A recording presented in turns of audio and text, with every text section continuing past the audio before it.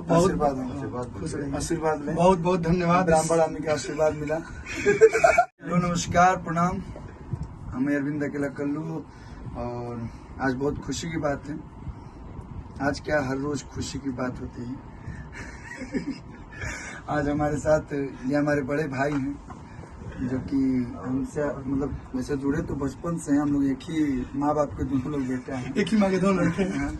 लेकिन बोलते हैं ना कि प्रोफेशन में नो रिलेशन, रिलेशन में नो प्रोफेशन। तो हमारे प्रोफेशन में ये 2-3 साल से जुड़े हैं, और जब से जुड़े हैं तब से बहुत अच्छा कार्यकाल संभाल रहे हैं। गुड, धन्यवाद, बहुत अच्छा।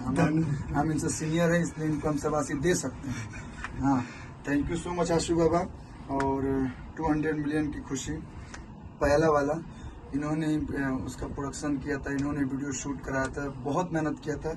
इसलिए इनको हमारी तरफ से ये छोटा सा, ये कंपनी की तरफ से नहीं है, कंपनी के बारे में सुन रहे हैं तो वो और कुछ भी दे सकते हैं, कोई दिक्कत नहीं है। लेकिन ये इनको मैं क्या दे सकता हूँ, मैं तो इनसे छोटा हूँ।